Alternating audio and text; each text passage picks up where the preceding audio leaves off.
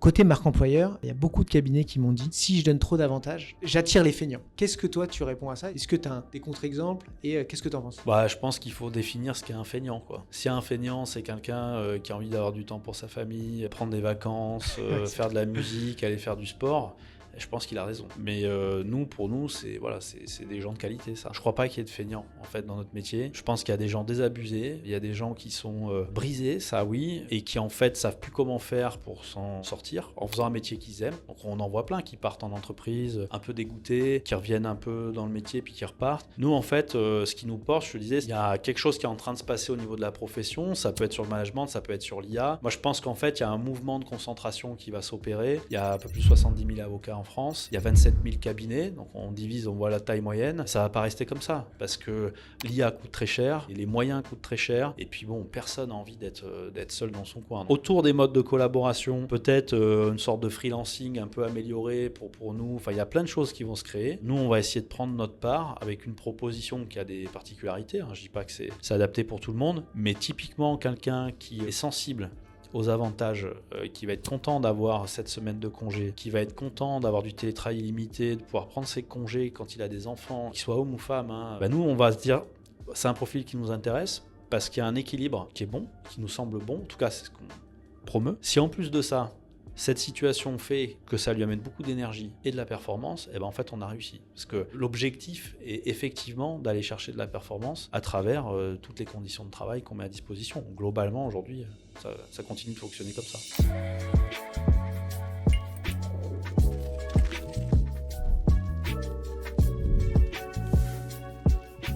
Salut Charles, je suis très content de t'avoir. Salut Louis. Alors, j'ai bien pédalé pour avoir quelqu'un de chez Jaberson, non pas parce que vous vouliez pas faire de podcast si je comprends bien, mais parce que vous êtes dans une belle phase de structuration et de croissance. Pour ceux qui ne connaissent pas Charles, c'est un des associés fondateurs de Jaberson Avocat. Un cabinet initialement fondé à Marseille, si je ne me trompe pas, et qui aujourd'hui grossit beaucoup. On vous connaît, en tout cas du moins, c'est de ça qu'on m'a parlé lorsqu'on me parlait de Jaberson, pour avoir une marque employeur très qualitative, avec des certifications, etc., ce qui est tristement assez rare dans le secteur des cabinets d'avocats. Donc je voulais t'avoir pour 3 raisons. La première, savoir qui se trouve derrière ce projet, un peu expliquer comment vous avez structuré le cabinet et comment vous avez justement construit cette marque employeur. Et enfin, qu'est-ce que vous prévoyez un peu? Tu m'as parlé juste avant d'une stratégie de développement et j'ai l'impression que ça recrute pas mal et que ça recherche des profils chez Jaberson. Donc, ça va vous intéresser si vous êtes un avocat et que vous cherchez un peu des nouveaux horizons à Paris, en région, peu importe, j'ai l'impression. Donc, je vais te laisser te présenter, me parler un petit peu de ton parcours. Et ensuite, on va enchaîner sur le cabinet, vos ambitions, etc. Je te laisse, présente-toi en quelques mots. Super. Alors moi, je suis Charles Jamet, le Ja de Jaberson, parce que Jaberson, c'est la contraction historiquement de Jamet Aubert Anderson. Je suis avocat, je suis spécialisé en droit des sociétés, private equity, M&A. Ça fait un peu moins de 20 ans que je fais ça. Et ça fait une dizaine d'années que je suis avocat, parce que moi j'ai commencé, j'étais juriste, j'ai pas passé le CAPA. Petite anecdote sur mon parcours, j'ai plutôt fait des études scientifiques avec un bac S. J'ai oublié de m'inscrire en école d'ingénieur ou sur les concours, d'ailleurs je sais même pas si j'aurais été pris, mais quand j'abordais le bac, je finis en fac de droit hasard pur parce qu'il y avait des places dispo, et finalement je me prends au jeu. Je fais un peu de compta aussi en parallèle parce que j'aime beaucoup ça. Le lien peut-être avec les maths et voilà, l'aspect un peu plus scientifique. Et j'arrive du coup fin d'études, je m'inscris au CRFPA, j'envoie quelques CV parce que j'avais besoin de travailler pendant mes études. J'ai fait un petit passage aussi dans des entreprises commerciales, on va dire, pour payer mes études, ce qui m'a beaucoup servi pour la suite. Et je postule dans tout un tas de cabinets. Il y en a un qui me rappelle et qui me dit: on a un poste pour vous en tant que juriste, vous vous occupez du droit des sociétés, on a un avocat qui est parti. Ça, c'est le début de l'histoire. Okay. Je fais 9 ans dans ce cabinet qui s'appelle Fidal, et je finis sur un poste de direction en droit des sociétés. Je passe l'équivalence et puis quelques années après, avec l'envie d'entreprendre, on crée Jaberson avec Antoine et Julien. Ça, c'est pour mon parcours personnel qui est moins intéressant que celui de Jaberson. Et Jaberson, donc c'est un cabinet qui naît à Marseille, début 2017.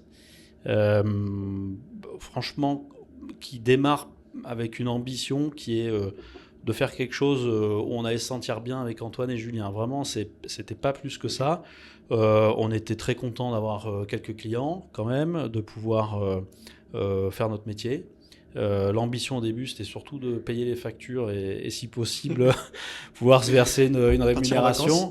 Ouais, mais en fait, je me rappelle à chaque fois que je sors l'anecdote, on va dire que je radote pour ceux qui me connaissent, mais je revois arriver une facture d'abonnement au greffe pour avoir des cabis avec une facture mensuelle et pas les payer à chaque fois. C'était 100 € par an et je me disais, mais bon, il n'y a pas besoin, je vais les commander à chaque fois, voilà, avec des micro-paiements de 4 €.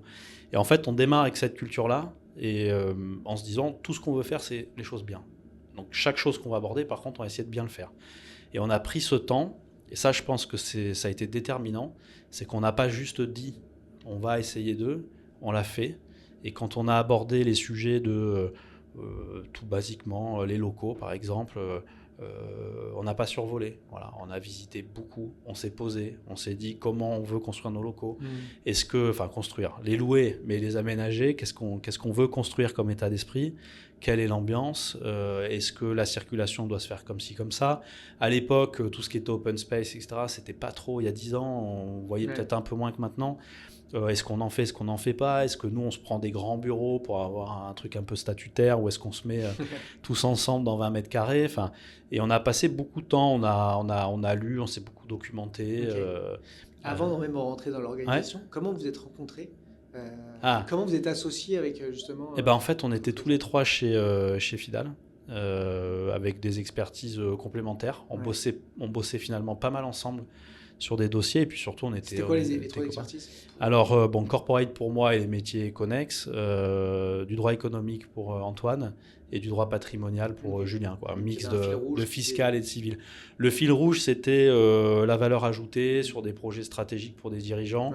Et particulièrement sur des opérations M&A que moi je pouvais piloter avec l'appui d'Antoine sur des sujets de contrôle de concentration, droit économique élargi et Julien qui intervenait aussi sur la partie patrimoine du dirigeant, fiscalité. Donc ça faisait un bon triptyque. On était très copains dans la vie et on avait beaucoup plaisir à passer du temps ensemble. Donc, trop bien. Et donc vous vous associez, vous prenez le temps de faire les choses bien. C'est quoi de faire les choses bien à part les locaux? Alors c'est vrai que je me suis plongé directement là-dedans parce que c'est vraiment déterminant pour nous. C'est important, mais faire les choses bien, en fait, pour nous, c'était pas plus compliqué que de prendre du temps, ce dont les avocats manquent beaucoup, et se documenter. Voilà. Donc locaux, on prend du temps, on réfléchit, on se documente. On est même allé se documenter, c'est-à-dire aller chercher des bouquins d'architecture d'intérieur. Moi, je suis même allé étudier des plans qui étaient publiés par des architectes pour comprendre la circulation. On a interrogé, il y a des clients qui étaient un peu dans ces sujets-là aussi, qu'on a pas mal interrogé sur quel est le flux, quel est le parcours d'une personne quand il se lève de son poste de travail pour aller à une imprimante. C'était combien à l'époque déjà ? À l'époque, on était 3. On était 3, puis c'était conceptuel. Se sentir bien. C'était se sentir bien, mais c'était conceptuel et on avait un intérêt pour ça. Et c'est pas facile quand tu traites des dossiers et que tu es très engagé, que tu as un volume horaire assez important, puis une famille à côté, de dire je vais faire un pas de côté et puis je vais regarder des plans d'architecture d'intérieur pour essayer de m'inspirer. Sachant qu'à l'époque, on a démarré, on avait 20 mètres carrés. Quoi. On a été 5 dans 20 mètres carrés. Voilà. Et puis après, on a pris nos premiers locaux et on est passé à 200 mètres carrés. Et voilà, là, on avait un peu plus d'enjeux. Donc, vous créez le CAB, vous prenez le temps de faire les choses bien, c'est-à-dire en termes, j'imagine aussi, de process, de clients, de développement. Comment vous arrivez, après avoir... Donc toi, tu as bossé un peu en entreprise, donc j'imagine que tu as... tu dis que j'imagine que c'est ça quand tu dis j'ai un background dans des boîtes. Tu as compris quand même comment se développer une entreprise, comment on allait chercher des clients. J'ai pas de background dans des boîtes. J'ai fait des jobs étudiants à plein temps. Voilà. Donc je bossais dans une entreprise d'équipement sportif à plein temps, donc j'étais en direct en rayon avec, par exemple, voilà, Decathlon, je sais pas si on peut nommer, ouais, voilà, on y va, Decathlon, et j'étais en rayon, quoi, et je faisais du cordage de raquettes de tennis, j'ai fait ça pendant 2 ans, à vider des camions le matin pour mettre en rayon. Donc moi, en fait, je suis assez surpris des fois quand je reçois des CV où il n'y a que du juridique dessus, et je leur dis, mais est-ce que vous avez fait d'autres trucs? Et ils me disent, ouais, mais on m'a plutôt conseillé de pas le mettre. Je dis, bah non, c'est déterminant, parce que quand on aborde après des sujets de marketing, de mise en place de tête de gondole, de PLV, de trucs comme ça, de pricing, de gestion d'un client qui n'est pas simple, bah en fait, toutes ces petites expériences, elles sont déterminantes. Pour autant qu'on prenne un peu de recul en se disant, bah, j'ai vécu ça à l'époque, c'était un job étudiant, mais si je le transcris dans ma vie d'avocat aujourd'hui, finalement, comment je peux m'en servir, voilà. Mais du coup, sur cette idée de prendre du temps, en fait, en résumé, on a investigué beaucoup de sujets comme ça, en faisant toujours un pas de côté, en passant quelques heures ensemble, en lisant chacun de notre côté pas mal de choses, et après en faisant une synthèse. Il y a plein de revues, moi, que j'ai écumées, comme Management, Harvard Business Review, des bouquins dans tous les sens. Et ça nous a beaucoup inspiré. Ouais. Trop bien. Ouais. Et comment vous organisez? Vous aviez des formes de thématiques sur lesquelles vous avez envie de pousser? Par exemple, communication, chacun lit des trucs sur de la com, on se fait un rendez-vous et on voit ce qui est le plus pertinent à prendre pour nous? Ça peut se passer comme ça. Parfois, il y en a un qui est plus sensible sur tel ou tel sujet, qui va investiguer de son côté, puis qui va envoyer une synthèse en disant je pense ça, qu'est-ce que vous en pensez, voilà, et qui partage. Donc au début, tous les trois, on a pas mal partagé sur ce mode-là, mais c'était pas hyper structuré. Disons qu'on avait un goût pour le faire, et c'était quotidien, quoi. Et pourquoi je pousse ces questions-là? Parce que je rencontre plein d'avocats qui, tu vois, souvent nous c'est notre aubaine, des avocats qui se séparent. Il y a 2 sites à faire. Donc nous, ça nous va très bien. Mais en soi, souvent c'est pour des raisons à la con. C'est des incompréhensions, et ce temps-là, il n'est pas pris. Et certains vont se dire, ah bah, souvent j'ai un associé qui est à fond sur le marketing, et l'autre il s'en fout. Et en fait, ça crée des scissions au sein du cabinet, et au bout d'un moment, les visions se séparent. Alors qu'en fait, de prendre ce temps entre associés, c'est primordial pour construire une structure qui est cohérente au fur et à mesure du temps. Et donc, l'association, ça permet d'ouvrir des portes énormes. Mais effectivement, si tu n'as pas ce travail-là et ce modèle d'organisation que vous aviez, vous auriez sans doute pas créé ce que vous avez créé aujourd'hui. Ouais, alors je suis d'accord, c'est une partie de la vérité, et je suis en plus, en faisant pas mal de pactes d'associés dans ma vie professionnelle d'avocat, c'est des choses que je vois. Il y a un sujet de répartition des tâches, mais quand on en vient là, c'est que ça va déjà plus, en fait. Moi, je pense que ce qui est essentiel, c'est de bien se connaître. Donc déjà, se connaître soi-même, parce que et je dis pas ça en tant que je fais pas le gourou, le chaman. Non, c'est déterminant de savoir comment on fonctionne personnellement. Pour ça, il y a plein d'outils. Il y a des tests qui permettent de savoir quel est ton profil. T'as un test que tu... Ouais, bah nous, on a systématisé ça. Alors nous c'est plutôt... Ouais, c'est ProcessCom nous qu'on fait. Mais en fait, l'idée est de dire... Voilà, c'est de dire, tu as tout un tas de profils qui peuvent être caricaturaux, c'est jamais, mais où tu te situes. Les gens qui me connaissent, par exemple, quand ils regardent ce qu'on a fait, disent de moi que je suis quelqu'un de très, très entrepreneur, fonceur, etc. Et quand je fais ces tests, eh ben, ça arrive assez tôt, mais par contre, mon profil est très analytique. Et donc, ça correspond tout à fait à ma manière de faire. Ton parcours, d'ailleurs, je me documente énormément, j'analyse beaucoup, j'ai besoin de beaucoup de stats, et je ne peux pas prendre de décision si je n'ai pas fait ces analyses-là. En fait, je suis moins instinctif qu'analytique. Et je le sais, mes associés le savent. Et du coup, quand ils savent que je suis un peu en stress sur un sujet ou quelque chose comme ça, on travaille des données, ils essaient de les construire avec moi. Mais ça, pour répondre à ta question sur pourquoi ça n'a pas explosé et comment on est passé de 3 à 11 associés avec beaucoup de, on va dire, de force dans nos associations et aucun départ aujourd'hui, au bout de 10 ans, c'est que je pense qu'on a appris à se connaître, on a fait ce travail, on a appris à connaître les autres, et on voit à peu près comment notre organisation fonctionne psychologiquement. Et je pense que ça, n'importe qui se lance dans ce travail-là avec quand même la volonté d'aboutir, ça permettra d'apaiser grandement les relations. Est-ce que vous avez déjà eu, alors c'est vraiment une question con, mais une personnalité qui a été déterminée par un test ou quelque chose comme ça, vous avez dit non, c'est pas possible. Lui, c'est le chaos. En fait, ces tests, si tu passes, heureusement le résultat du ça test, fait partie d'un process de recrutement, par exemple. Oui, mais le résultat, c'est pas attention, c'est un pervers narcissique, danger. Ouais. Mais ça va être, c'est quelqu'un qui a un profil plutôt analytique, plutôt. Okay. Voilà. Et nous, on analyse ça pour voir comment il faut fonctionner avec la personne. Et évidemment, le test, il n'intervient pas en début de processus. Okay. C'est plus dans après des tâches qu'on peut te donner ou plutôt le rôle qu'on va te donner dans l'organisation? Même pas, c'est savoir comment il faut communiquer avec toi. Okay. Si tu es quelqu'un qui a besoin d'être rassuré quand tu es stressé, on sait qu'il faut te rassurer quand tu es stressé. Si tu as besoin de t'isoler quand tu es stressé, on sait qu'en période de tension, on ne va pas chercher à trop te solliciter. Okay. En fait, c'est vraiment comprendre les gens pour les respecter et faire en sorte que les choses s'adaptent. Mais il n'y a pas besoin de faire trop compliqué. Quand tu sais le tempérament d'une personne, tu t'adaptes. Mais il faut faire preuve d'empathie, il faut percevoir des signaux faibles. Il y a des gens pour qui c'est très naturel et des gens qui ont besoin d'être formés à ça. Et donc nous, on passe beaucoup de temps aussi à faire des formations. C'est pas nous qui les dispensons, on n'est pas compétents, mais on fait appel à des formateurs, à des coachs. Alors je retourne sur ce qu'on a divagué, mais c'est intéressant et c'est l'idée du podcast. Mais donc là, vous êtes 3, vous passez à 5 dans une pièce de 20 mètres carrés. Une cave. Comment vous arrivez à... c'est une cave C'est une cave avec une fenêtre. Une cave mais ça circule bien. Une cave avec une fenêtre sur un parking. Ouais, putain, l'enfer. Bon, c'est aussi le côté Steve Jobs. Ça n'a pas duré longtemps, mais c'est marrant, c'est une bonne anecdote. Et je sais pas Steve Jobs d'ailleurs, c'est Zuckerberg, ou je sais plus, enfin bref, Bill Gates, je sais plus qui faisait dans son garage. Concrètement, comment vous arrivez à... grossir, parce que c'est un peu c'est une période un peu traître pour un cabinet qui est difficile. Beaucoup de gens, beaucoup de producteurs souvent au début. Il faut développer. On a peur parce que finalement entre la trésor et ce qu'on a, on sent qu'on est sur le fil rouge, mais on sent qu'on peut passer à l'échelle d'un coup. Comment vous arrivez à déjà passer de 5 à une quinzaine de collaborateurs?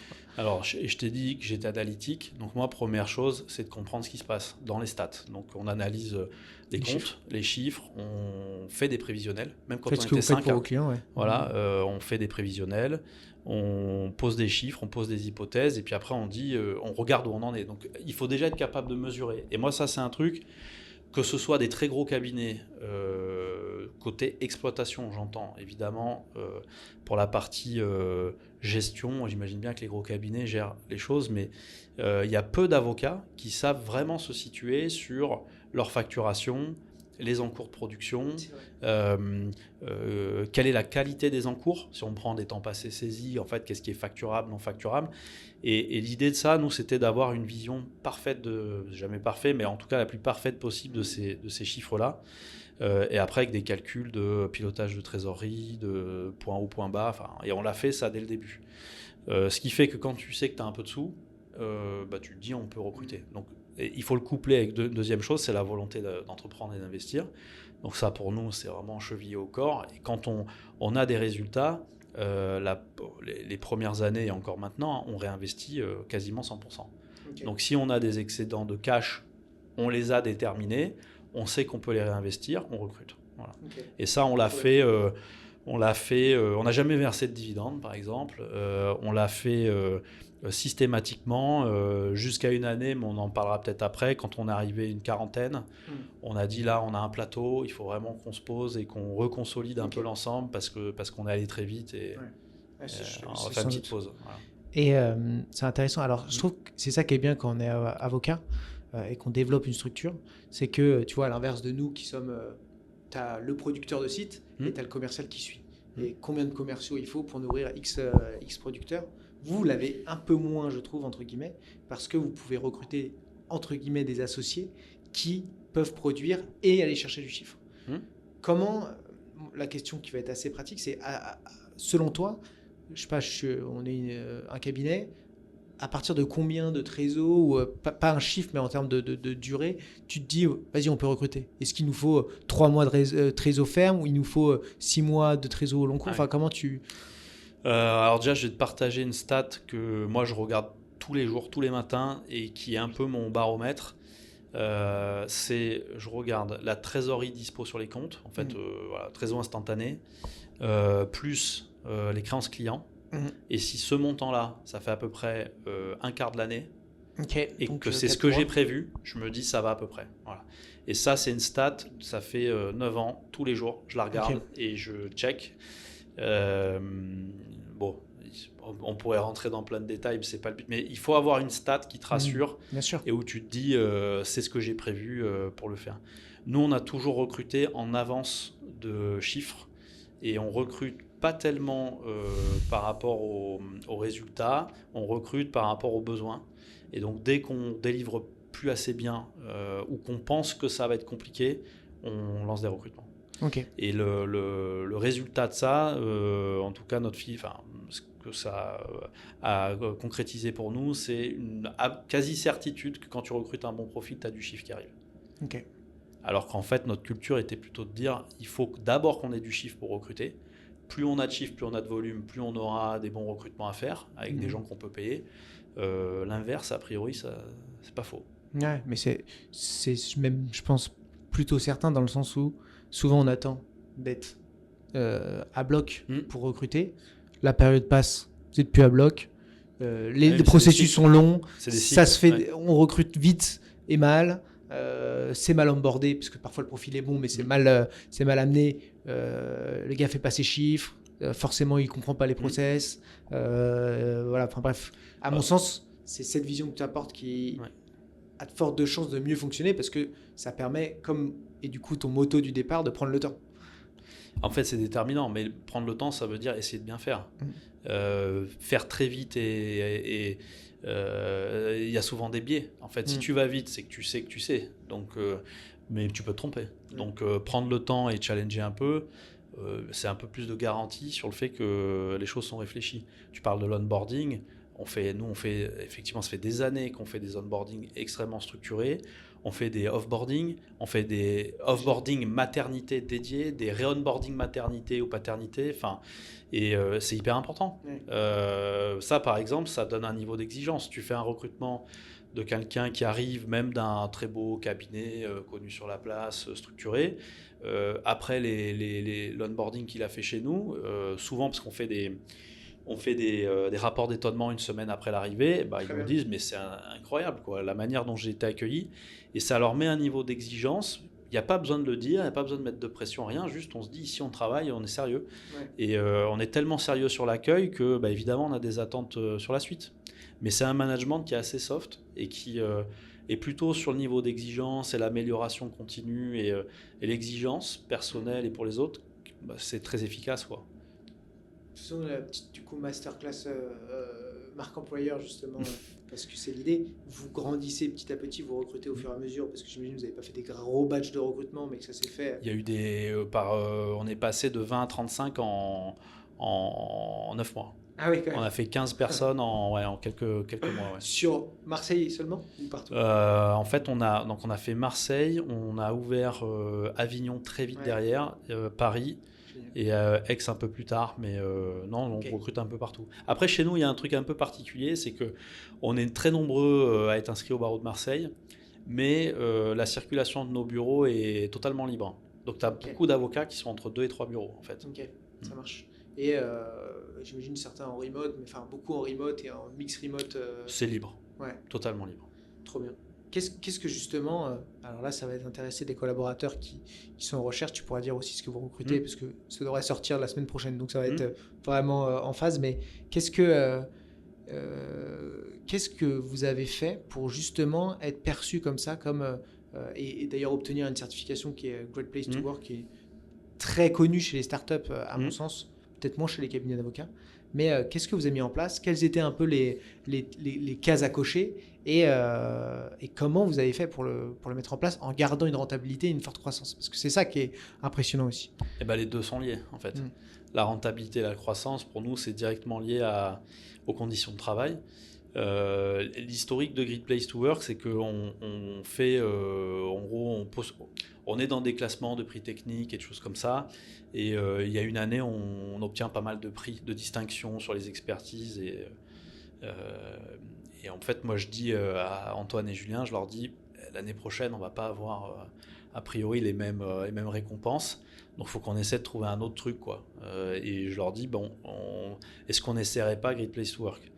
Et en se disant, il n'y a jamais aucun cabinet qui a obtenu. On les a appelés, c'est une démarche qui est assez exigeante. Et ils nous disent, franchement, les cabinets d'avocats, on préfère vous le dire, il y en a pas mal qui ont essayé. Vous n'êtes même pas certifié. Donc, si vous ne l'obtenez pas, il ne faudra pas être déçu. Voilà. Ouais. Donc, c'est une enquête interne, en fait, qu'ils font. On se lance dedans. Et effectivement, donc, on obtient la certification. On rentre directement dans le top 20 des meilleures entreprises de moins de 50, tout secteur confondu. Sans avoir mis en place des choses très particulières. Eh bien si, mais c'est ce que je te disais tout à l'heure, c'est que c'est de l'amélioration continue depuis le début, c'est prendre le temps, mais il y a tout un tas de compartiments. Mais l'idée, c'est qu'on obtient ça, en fait, c'est un peu une surprise. Et la grosse surprise, c'est qu'on est très bien classé et qu'en plus de ça, on est dans le top 35, toutes tailles confondues, des entreprises françaises, sur la qualité de vie au travail des femmes. Donc là, on prend un peu conscience du truc. À la base, on est allé pour se tester, parce que c'est aussi, alors c'est une démarche pour obtenir un prix ou un label, mais c'est aussi un audit. Donc en fait, tu reçois quand même un audit où tu as énormément de compartiments qui sont notés. Et nous, on s'est dit, si on ne l'obtient pas, au moins on verra sur quoi on peut travailler. Okay. On a des scores qui sont... Vous payez pour oui, c'est payant, faire l'audit ? Oui, c'est payant. Et l'audit est payant. Et après, les résultats, ça dépend de ton audit. Mais voilà. Et donc on obtient ça, et comment on l'obtient, en fait, après on essaie de comprendre comment on obtient des aussi bonnes notes. La rémunération, on a pris énormément de temps pour construire notre système de rémunération et qui soit en phase avec notre culture. Et on avait 2 enjeux, c'est que les gens soient très bien payés, évidemment, parce que c'est quand même moteur pour les cabinets d'avocats d'affaires, et recruter quand même des bons profils. Et l'autre chose, c'est que ce soit totalement compatible avec un modèle de gestion qui ne mette pas la pression, en fait, sur les équipes. Et donc arriver à faire ça, ça veut dire qu'il faut très bien gérer, donc être quand même dans la précision des dépenses que tu fais et de l'efficacité des sommes que tu dépenses. Tout ça, ça prend beaucoup de temps. Ensuite, on a passé beaucoup de temps sur les sujets de maternité, paternité. Moi, j'ai 4 enfants, j'ai 40 ans, donc les premiers, je les ai eus jeunes. J'ai mes associés. Les 10 dernières années, on est dur. Ça va, regarde, je suis plutôt en forme. Carrément.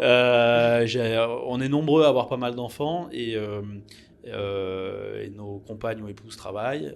On a vu aussi comment elles avaient pu être traitées dans leurs boîtes respectives. Ouais. Et nous, en faisant aussi le constat que la profession se féminisait, que c'est un vrai enjeu. Et moi, ce que j'ai toujours trouvé insupportable, c'est qu'il y a pas mal d'organismes, comme ça je cite personne, mais qui ne prévoit pas de choses particulières là-dessus. C'est-à-dire qu'une avocate ou même un avocat libéral qui a un besoin à un moment donné de prévoyance ou de soutien dans une situation de maternité ou de congé paternité, il n'y a pas grand-chose qui est prévu. Il y a quelques barreaux qui font des choses très bien là-dessus, mais la plupart, ils sont quand même laissés pour compte. Donc nous, par conviction, et à l'époque, on n'en parlait pas du tout, on a fait ça s'est su.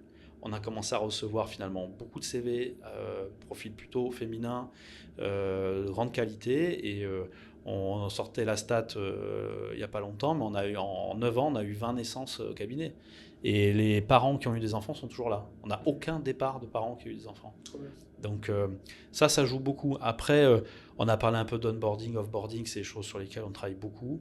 On travaille beaucoup sur les locaux et le côté flexible, circulation interbureau illimitée, télétravail illimité.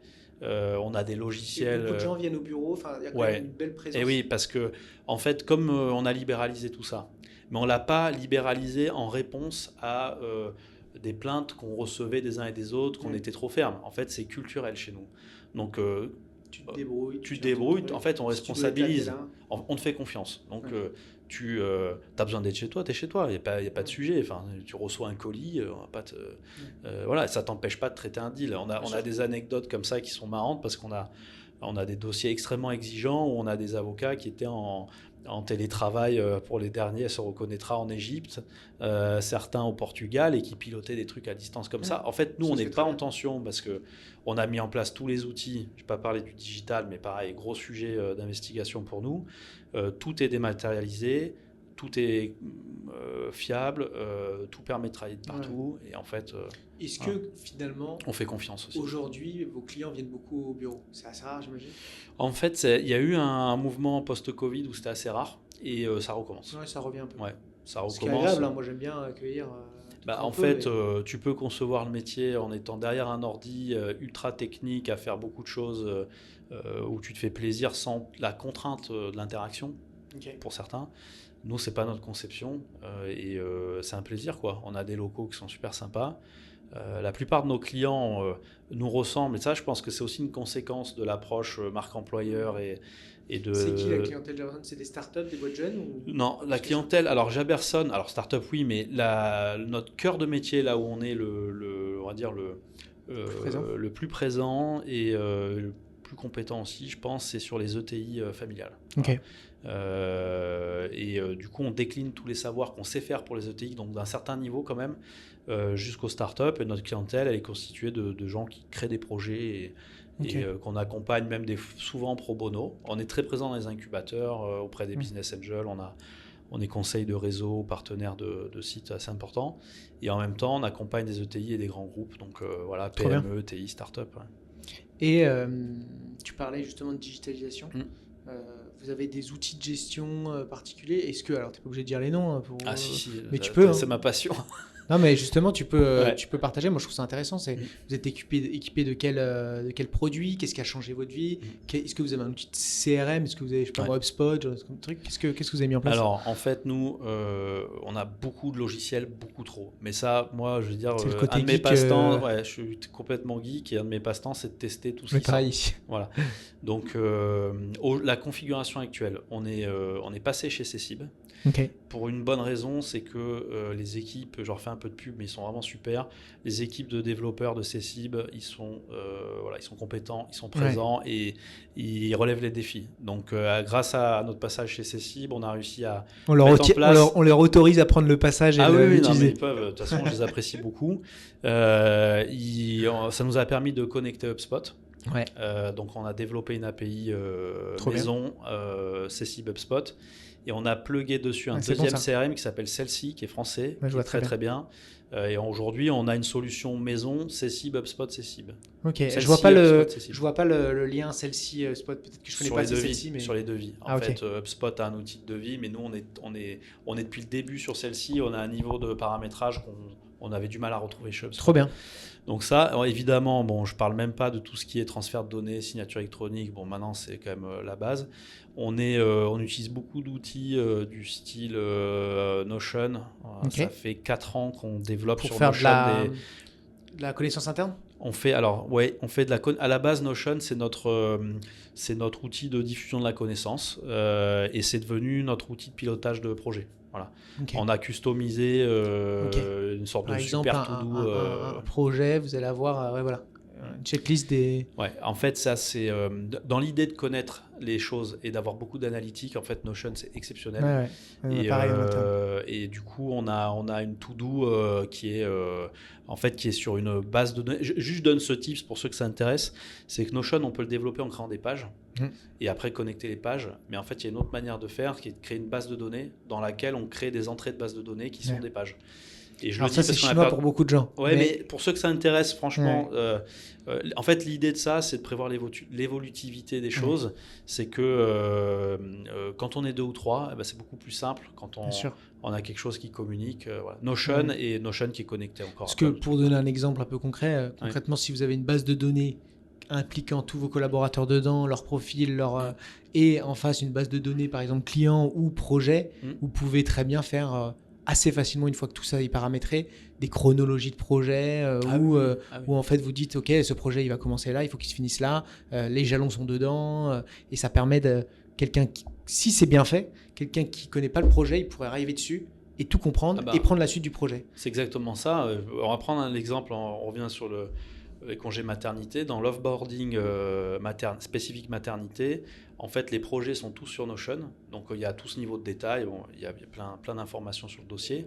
Et en fait, pour nous, c'est juste affecter dans les gens qui sont en traitement une autre personne, basculer la révision sur une autre personne, et on bascule une to-do ultra documentée du jour au lendemain en une fraction de seconde. Et puis c'est beaucoup plus clair parce que ça peut faire peur de... Enfin, la personne qui prend le pli de reprendre tous les dossiers d'une autre personne peut être flippant, et au final tu peux vite le dispatcher, et là tu dis ah ouais c'est clair en fait. Mais ça va en fait, je vais pouvoir le faire, l'endiguer facilement. Oui, et puis ça participe beaucoup de Great Place to Work sur la gestion du stress. Mais tu as un collaborateur, on surveille beaucoup l'état de fatigue des uns et des autres. C'est marrant, mais moi je suis partie des associés qui disent là tu me prends des vacances parce qu'en fait tu tires trop sur la corde, mais je sais que s'il part en vacances, il me bascule toute sa to-do, toutes les infos, tous les sujets en 5 minutes. Donc et ça peut être repris. Ça apporte beaucoup de confort. Ah bah, c'est clair. Et puis c'est toujours c'est con, mais la différence entre un cabinet individuel et un cabinet avec plusieurs... Alors bien sûr, il y a des expertises qui sont liées, mais parfois, en fait, c'est juste de la vitrine. Là, la différence, c'est que du coup, vous pouvez plus facilement aller récupérer les connaissances et les expertises de chacun. Et c'est le principe de la valeur ajoutée d'un cabinet pluridisciplinaire. D'ailleurs, aujourd'hui, c'est full affaire, mais vous avez ouvert, je sais pas, vous avez un département restructuring, vous avez ouvert, vous êtes resté très corpo, M&A, fiscal. Non, ça fait pas, on n'en a pas parlé de ça effectivement, mais on a diversifié. Donc on a corporate, fiscal, social, droit économique, dans lequel il y a concurrence, distribution, propriété intellectuelle, contrat d'affaires, patrimoine. En gros, c'est du droit civil et de la fiscalité appliquée sur tout un tas de choses. J'espère que j'ai oublié personne. On ouvre le droit public là, et on va ouvrir d'autres expertises parce que. Donc one stop shop de droit des affaires pour le moment. Oui. Et j'imagine que le public, tu as des volets aussi à faire. Donc, droit public des affaires, c'est. Et on a ouvert avant l'été un cabinet de conseil en stratégie.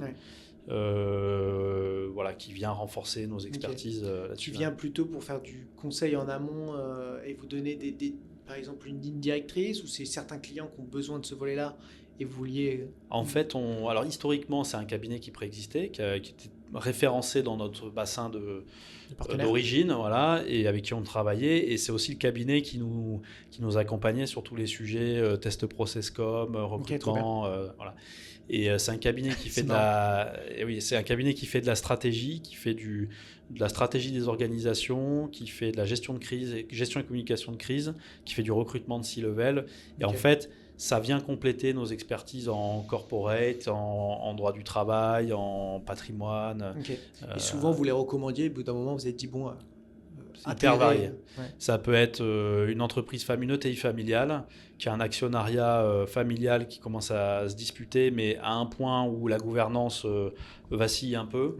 Et on va mettre en place une mission d'accompagnement pour comprendre l'origine de ces différents, essayer de remettre tout le monde autour de la table. Et ça peut être piloté par des avocats. Ça fait partie de ce que je fais, des pactes et de la gouvernance.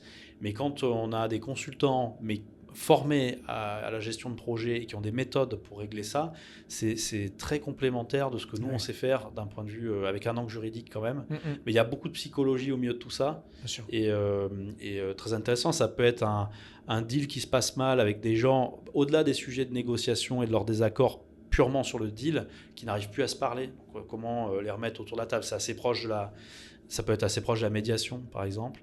Ça peut être une crise liée à un dirigeant qui se fait révoquer ou licencier. Enfin, les sujets sont très, très divers et variés. Ok, très clair. Et donc, là, aujourd'hui, ma question, ça va être plutôt, maintenant que vous êtes diversifié sur les types de profils et que vous pouvez chercher les ressources dont vous avez besoin, pourquoi aller chercher des bureaux un peu partout en France? Alors là, c'est quand même vachement localisé quand même, région PACA et alentour. Mais pourquoi aller chercher? Est-ce que vous avez quand même des enjeux locaux et toi, tu penses qu'un cabinet doit être proche de ses clients ou c'est pour plutôt diversifier les profils, ouvrir des bureaux où des gens, peut-être vous allez accéder à un nouveau bassin d'emploi? C'est quoi un peu? J'imagine que c'est les deux en réalité. Alors, nous, en gros, on se développe sur 3 piliers. Le premier, c'est Jaberson historique. Voilà. Ensuite, c'est la diversification. Jaberson Conseil, Jaberson Formation, enfin les entreprises qu'on développe dans le groupe, et le réseau qu'on est en train de créer, qui est nouveau pour nous, puisque le premier bureau qu'on a ouvert, c'était 1er septembre, c'est à Osgore. Et l'origine de ces projets, dans la majeure partie des cas, c'est pas nous qui sommes allés chercher les gens. Okay. C'est la notoriété qu'on a petite notoriété qu'on développe sur les sujets de management et de gestion RH, qui font que certains nous ont contactés en nous disant, on a vu ce que vous faites, nous on cherche à passer un cap, on est 2, 3, 6 à tel endroit. Il n'y a pas de projet pour l'instant qu'on a pu voir qui nous ont intéressés, mais est-ce qu'on peut discuter ensemble ? Okay. Et on a limité, là on a une première promo, on a limité à 5 projets. 5 projets. On en a investigué, on les a tous investigués, on en a ouvert un, je pense qu'on va en ouvrir d'ici le 1er janvier entre 3 et 4. Ouais. Ok. Voilà. Ouais, ça va aller vite. Et ça, en fait, en résumé, on présente ça un peu en disant on met à disposition notre modèle de gestion, notre modèle RH, et on va au niveau technique, parce qu'on a des équipes du coup maintenant qui sont assez larges avec des gens qui ont beaucoup d'expérience et d'expertise. Et ben, l'idée, c'est qu'un cabinet qui nous rejoint, qui serait composé, je sais pas, d'une personne en droit des sociétés quelque part en France, mais qui n'a pas toutes les expertises qu'on peut développer nous historiquement, et ben on va créer des formations internes, on va avoir une communication interne, on va lui permettre de se développer. Ouais. Du coup, j'imagine pour toi l'enjeu, maintenant que tu deviens non pas que associé, enfin, tu es directeur général entre guillemets, président, mais dans le sens dans le quotidien, t'imagines, tu ficelles tout ça. C'est d'onboarder tous ces nouveaux projets. C'est ça la difficulté, parce que j'imagine que le mec à Osgore, tu peux pas être tous les jours à vérifier s'il suit la ligne directrice, s'il a bien pris en main les outils, parce que des fois, moi je le vois avec nos clients, parfois on peut avoir quelqu'un, il prend en main, on utilise Webflow hyper facilement, il y en a un autre, en fait c'est même pas une histoire il n'y a pas d'effort qui est fait, quoi. Et donc on le tire pour dire allez, maintenant il faut mettre la main dedans parce que c'est pas compliqué, mais c'est pas dans ton habitude, il faut que tu te défasses de ton habitude habituelle, excuse-moi. Comment vous arrivez, tu as prévu une forme de onboarding de nouveaux projets, comment ça se fait? En fait, les nouveaux projets, on passe beaucoup de temps à les étudier, donc on a tout un processus déjà de sélection. Ensuite, on a des ateliers où on valide le projet avec eux, on voit la compatibilité avec nous, on démine plein de sujets en amont, et après, nous, on dit on valide ou on valide pas. Et si on valide le projet, là, nos interlocuteurs passent des tests de personnalité, parce que même si c'est des indépendants, on va collaborer beaucoup ensemble, et on donne le go. Voilà. On met pas mal de moyens en place, parce qu'on a une équipe qu'on appelle l'équipe succès. Le but, c'est le succès de tout ce qu'on fait. On peut aussi dire que c'est des fonctions support. Mais, vous êtes sur combien? Aujourd'hui, 4 personnes, bientôt 5 a priori, et toutes les fonctions de gestion d'entreprise sont représentées. Voilà. Et c'est pareil, on est petit, on est une petite PME, 50 personnes, c'est pas grand-chose. Pour un cabinet, c'est gros, mais ça reste une petite... Enfin, c'est gros, ça. On est dans le top 150, mais une stat qui me fait bien rire, c'est qu'on est sur le classement décideur là, 2025, on est le 132e, mais en étant 132e français, on représente 0,7 millième des 150 premiers français. Tu vois, ça donne une stat. En fait, on est à un grain de sable dans un marché du top 150 qui est énormissime. Ouais. Donc oui, on est 132e, on est tout petit. Ouais. Et on est une grosse TPE ou une petite PME. Voilà. Et donc 5 personnes pour faire tourner l'entreprise à ce niveau-là, moi je trouve que c'est beaucoup. Ouais. Mais on met les moyens parce qu'on va apporter un maximum de valeur. Et l'idée sur le projet partenaire, on est en train de recruter un profil. Alors on appelle ça des partenaires, en fait, des gens qui vont intégrer notre réseau. Et donc ils ne seront pas intégrés dans la boîte directement? Non, en fait, c'est des gens avec qui on crée un réseau. Il y a d'autres cabinets qui se développent comme ça, mais en fait, nous, on va animer ce réseau et on va coordonner beaucoup de choses. On va diffuser du contenu dédié. Qu'est-ce qui se passe? Ils payent une fees Oui, en fait, on est payé pour ce qu'on apporte. Mais la particularité de ce qu'on fait, on a beaucoup travaillé ce modèle, c'est que ce qu'on nous paye est fixe. Donc en fait, il n'y a pas de lien avec leur développement. En fait, on fait tout pour qu'ils se développent, mais par contre, ils nous payent quelque chose de fixe. Annuel fixe. Voilà. Et l'engagement, il est mensuel. Hein. Donc à vous ils ne sont pas contents, ou ils ne trouvent pas ce qu'ils veulent trouver, ou ils ne trouvent plus ce qu'ils veulent trouver. Très attachés aussi à la liberté de notre profession. On nous résilie tout de suite. Et puis voilà. Alors, en fait, nous, ça nous met dans une dynamique où, comme pour nos collaborateurs, d'ailleurs, j'aime bien dire que nos premiers clients sont nos collaborateurs. Et en fait, on passe beaucoup de temps à se dire qu'est-ce qu'on peut apporter comme valeur, quelle est la petite stat qu'on peut améliorer, quelle est l'expérience qu'on peut améliorer sur un onboarding, qu'est-ce qui est important. Et le tarif fixe change en fonction du nombre de personnes quand même ? Oui, c'est en gros, selon le nombre d'avocats. Et par exemple, je vais apparaître par exemple sur votre site internet, je vais pouvoir lancer des offres d'emploi directement sur votre site internet, je vais jouir de la communication globale. Des leads entrants via le site vous en envoyez, comment ça se passe de ce côté-là ? Alors, on va en envoyer parce qu'en fait on a un site historique qui a bien vécu, voilà, et on va délivrer notre nouveau site dans 15 jours, je pense. Et c'est un site qui est plugué sur HubSpot. Et qui va remonter beaucoup de choses. Et avec des formulaires, avec tout un tas d'analyses. Et effectivement, on va être en capacité, mais si tu prends le sujet de la difficulté de recrutement, moi, c'est un truc que j'entends tout le temps quand je discute avec des copains, confrères, tout ça. Nous, on reçoit entre 5 et 10 CV par semaine. Tout site confondu, tout profil confondu. Mais on a une dynamique sur les CV qui est assez incroyable. Donc, c'est pour ça, je pense que quand même, dire qu'on s'occupe bien des gens, essayer de préserver ça, parce que c'est pas acquis. En fait, on peut basculer très vite. Mettre un peu d'argent pour former au management, peaufiner ses RH, mais c'est déterminant. Se faire accompagner, parce que pour faire des bons recrutements ou avoir du flux entrant de CV, c'est pas qu'une belle annonce ou une belle image de marque avec des beaux logos. C'est toute une réputation, quoi. Donc, trop bien. Trop bien. Et puis, tu vois, c'est intéressant ce que tu disais sur le volet HubSpot, outils de site internet, etc. Parce qu'il y a beaucoup de cabinets qui viennent nous voir et qui disent qu'est-ce que vous pouvez faire pour notre com et dont on ne peut pas toucher le site, on ne peut pas toucher des éléments. Il y a des choses qui ne peuvent pas bouger.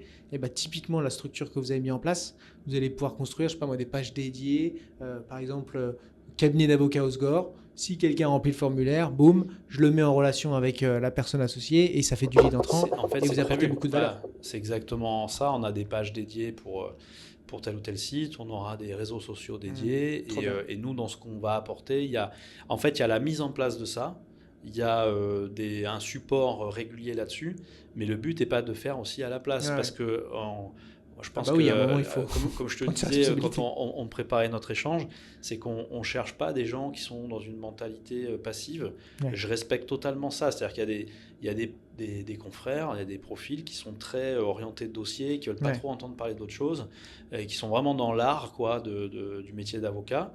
Et puis il y a des gens, c'est plutôt ceux avec qui on va discuter, ils ont une partie de ça, mais ils sont aussi très motivés par l'entrepreneuriat.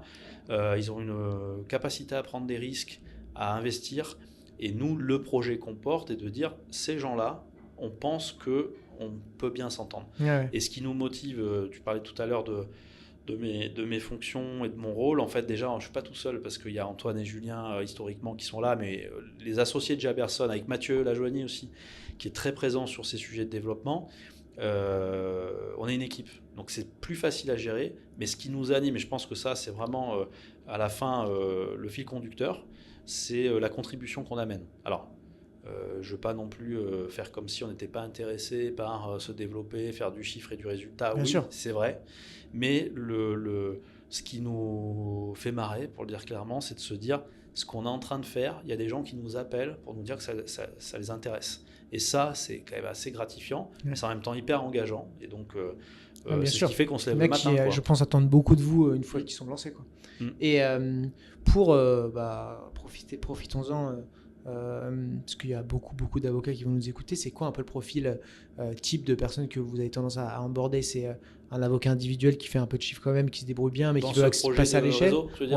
Ou c'est des plus petites structures, 3-4 personnes. Ou c'est, je sais pas moi, un counsel qui fait du chiffre et qui me dit vas-y, je me casse de mon...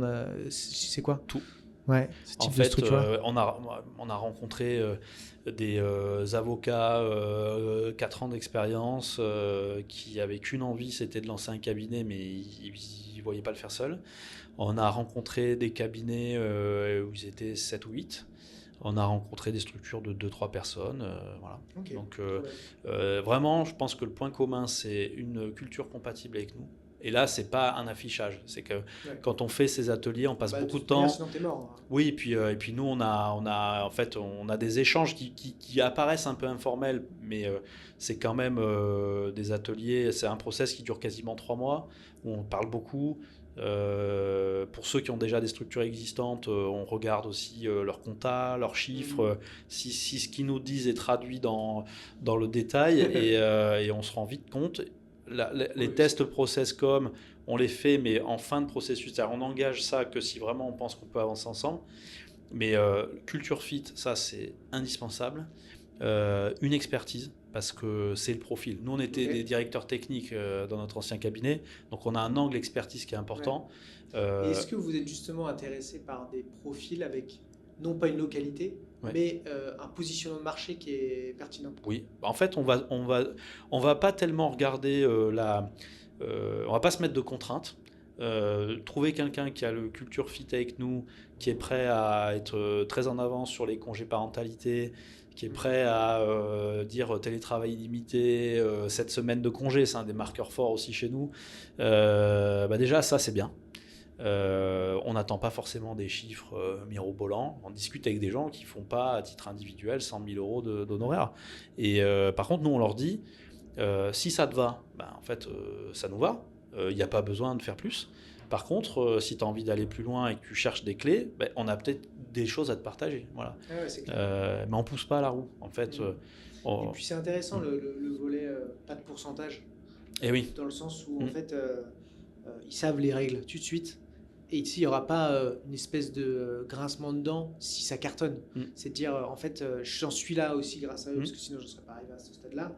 Et donc, je continue. Et finalement, tu fais grossir. Enfin, j'imagine que le nombre de collaborateurs rejoint et ça augmente un peu le prix. Mais globalement, c'est une belle manière de... C'est un bon choix. Et tu vois, on en parlait au début. Tu as plein de cabinets, j'en cite. Tu m'excuseras, je ne sais pas si c'est une forme de concurrence, mais tu vois, tu as les réseaux AGN, tu as le... Alors, différents, je trouve, bien différents même. Tu as Square, tu as d'autres cabinets dans ce style-là. Et c'est encore une nouvelle proposition qui est apportée. Et franchement, alors, je pense que tu vas avoir pas mal de gens qui contactent, j'espère, après ce podcast, mais tant mieux. Et puis, vous piocherez. Mais en réalité, il y a quand même un sujet pour vous, c'est ça va être difficile de mettre deux équipes corpo, je sais pas moi, à Aix-en-Provence. Donc vous cherchez quand même les meilleurs profils des certains coins ou de certaines spécificités, je pense. Tu vois, je pensais bêtement, je sais pas du tout si ça l'intéresse, mais j'en parle beaucoup de Louis Pinet, un avocat qui est dédié aux restaurateurs. Si demain vous dites, tiens, mais lui c'est pas mal parce qu'on a plein de restaurateurs qui veulent développer et il pourrait vraiment y retrouver son compte, eh bien vous pouvez pas en prendre un autre. Enfin, difficilement prendre un autre, à moins qu'il y ait vraiment beaucoup de demandes. Enfin, il faut que vous placiez des pions, parce qu'il y a une forme de... la limite est large. Oui, mais tu vois, nous déjà, on se dira, est-ce qu'il a la culture compatible ? Ouais. Si oui, est-ce qu'on a un projet entrepreneurial qui est un peu compatible ? Si oui, est-ce qu'il s'inscrit dans un collectif et quel est son engagement vis-à-vis de ce collectif ? Et à la fin, on se dira... c'est cool parce qu'en plus il a une expertise particulière. Okay, ouais, d'accord. Là on discute avec des gens, nous on a un cabinet de droit des affaires, on fait que ça aujourd'hui, qui vont nous rejoindre en droit de la famille. Ouais. Et moi en fait à titre perso c'est un truc je me dis mais amener une équipe en droit de la famille dans un cabinet comme nous, mais quelle plus-value pour nos clients. Enfin franchement c'est super. Pareil sur d'autres du droit de l'environnement, enfin tout est ouvert. La logique locale, on en discute pas mal avec nos partenaires.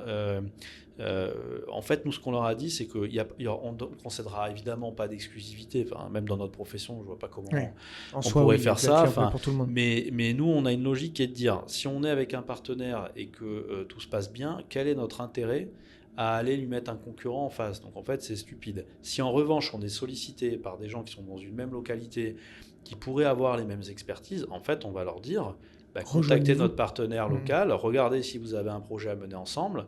Carrément. Et puis si vous avez un truc à faire, nous on peut vous aider à structurer, à discuter de tout ça. Mais à un moment donné, il faut respecter ses engagements. Voilà. Et on se dit aussi que si un partenaire, ça se passe pas bien pour lui, il finira peut-être par quitter notre proposition. On sera à l'aise avec ça. Je te pose une dernière question et on est déjà à 52 minutes, donc je vais essayer de faire un épisode qui reste court et audible. Parce que si les gens voient le trop long, ils vont passer. Et c'est dommage parce qu'il est riche l'épisode. Côté marque employeur, il y a beaucoup de cabinets qui m'ont dit si je donne trop d'avantages, j'attire les feignants. Qu'est-ce que toi tu réponds à ça? Est-ce que tu as des contre-exemples et qu'est-ce que tu en penses? Je pense qu'il faut définir ce qu'est un feignant, quoi. Si un feignant, c'est quelqu'un qui a envie d'avoir du temps pour sa famille, prendre des vacances, faire de la musique, aller faire du sport, je pense qu'il a raison. Mais pour nous, c'est des gens de qualité, ça.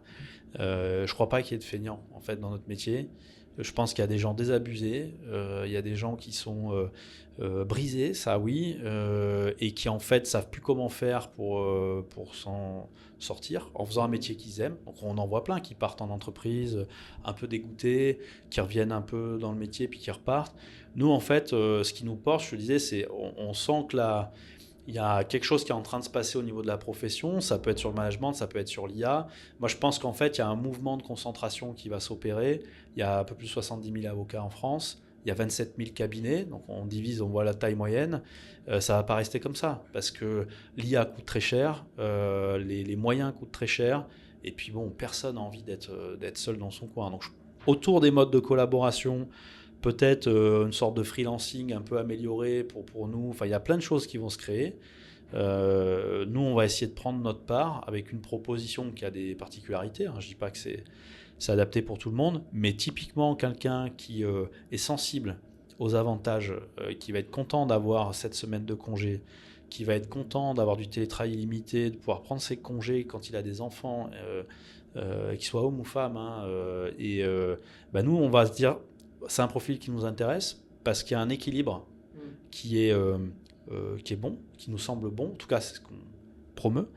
Et si en plus de ça, cette situation fait que ça lui amène beaucoup d'énergie et de la performance, en fait, on a réussi. Parce que l'objectif est effectivement d'aller chercher de la performance à travers toutes les conditions de travail qu'on met à disposition. Globalement, aujourd'hui, ça continue de fonctionner comme ça. Trop bien. Magnifique mot de la fin. Comment on te contacte du coup? LinkedIn, sur le site, c'est facile. Et puis écoute, j'ai hâte, tu me diras les retours que tu as eu sur l'épisode. Et puis j'ai hâte de voir comment ça va se développer du coup là je vais voir passer toute la fin d'année des annonces, on s'ouvre, Jaberson, etc. C'est génial. Donc j'ai hâte de voir ça. Et puis écoute, merci pour ce passage-là. Au plaisir de rencontrer les autres à l'occasion, lors d'un passage à Marseille. Et puis bon développement à toute l'équipe. Merci pour ton invitation.